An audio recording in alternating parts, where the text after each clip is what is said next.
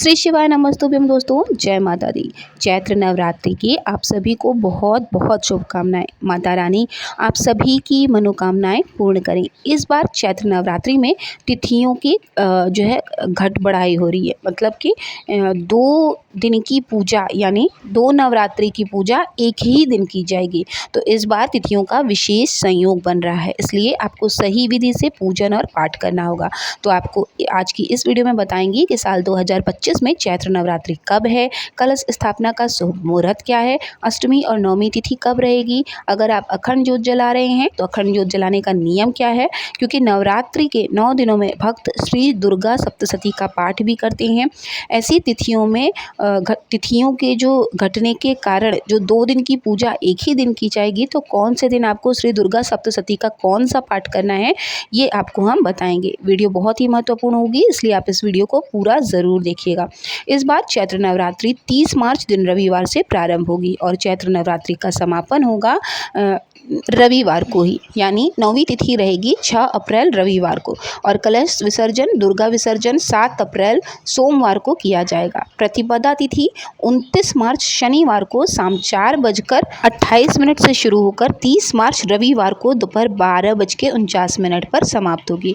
इसलिए नवरात्रि का पहला दिन रहेगा 30 मार्च रविवार को, और इस दिन कलश स्थापना और माँ शैलपुत्री की पूजा की जाएगी। कलश स्थापना का शुभ मुहूर्त रहेगा, जिसमें सुबह का मुहूर्त सुबह 6:13 से 10:22 तक, और दूसरा मुहूर्त जो कि अभिजीत मुहूर्त रहेगा दोपहर में रहेगा 12:01 से लेके 12:50 तक। और इस बार दुर्गा अष्टमी यानी अष्टमी तिथि 5 अप्रैल शनिवार को रहेगी, और नवमी तिथि 6 अप्रैल दिन रविवार को रहेगी। और इस बार रविवार का दिन होने के कारण माता का आगमन हाथी पर होगा, जो कि बहुत ही शुभ रहेगा। 30 मार्च रविवार के दिन ही दुर्गा सप्तशती के पहले दिन का पहला अध्याय भी पढ़ा जाएगा। और इस बार नवरात्रि के दूसरे और तीसरे दिन की पूजा यानी कि माँ ब्रह्मचारिणी और माँ चंद्रघंटा की पूजा 31 मार्च दिन सोमवार को की जाएगी। तो यही वो तिथियां हैं जिस दिन आपको 2 देवियों की पूजा एक साथ करनी होगी, और इसी 2 दिन की जो श्री दुर्गा सप्तशती का अध्याय है वो भी आपको पढ़ना होगा।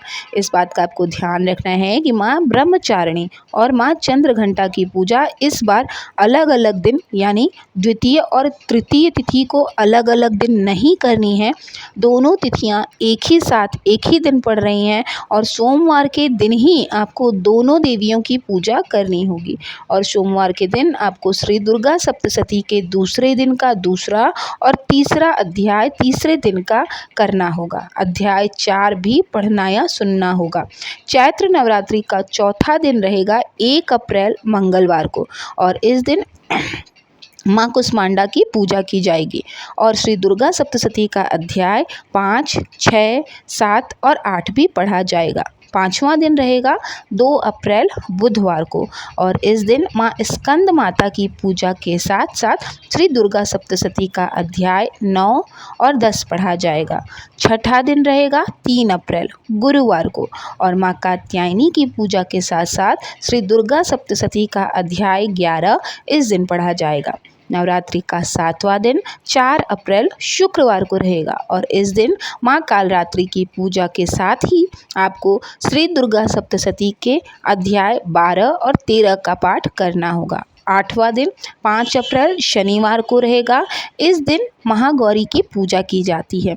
इसी के साथ ही देवी सूक्ति का पाठ किया जाएगा।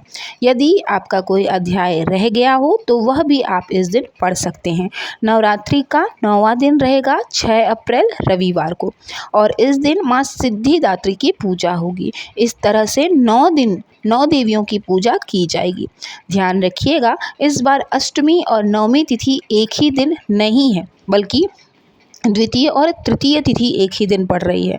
अष्टमी और नवमी अलग अलग ही मनाई जाएगी। श्री दुर्गा सप्तशती के पहले अध्याय से पहले अर्गला स्त्रोत देवी कवच का भी पाठ कर सकते हैं। अगर आपके पास पर्याप्त समय हो तो आप पूरे 9 दिन तक देवी कवच का पाठ पढ़ नहीं सुन सकते तो सुन ज़रूर सकते हैं।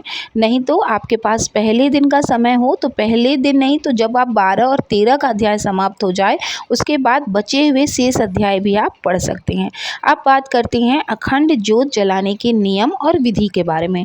अखंड ज्योत का हिंदू धर्म में विशेष आध्यात्मिक और धार्मिक महत्व है। इसे देवी देवताओं की कृपा प्राप्त करने और निगेटिविटी को दूर करने के लिए, जीवन में सुख समृद्धि लाने के लिए माना जाता है।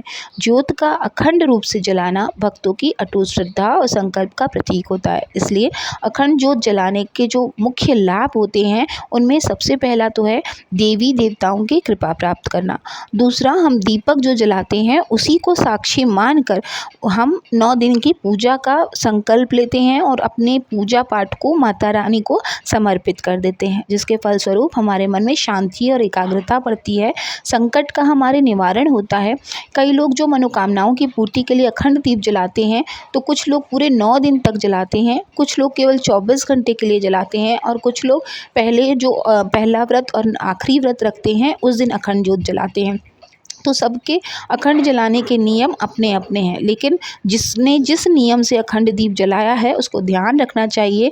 जैसे कि शुद्धता का ध्यान रखें, अखंड ज्योत जलाने से पहले उस जगह को साफ कर लें, गंगा जल छिड़क कर शुद्ध कर लें, साफ वस्त्र धारण करें और दीपक रखने का स्थान भी शुद्ध होना चाहिए और हमेशा आसन देकर ही दीपक को रखना चाहिए।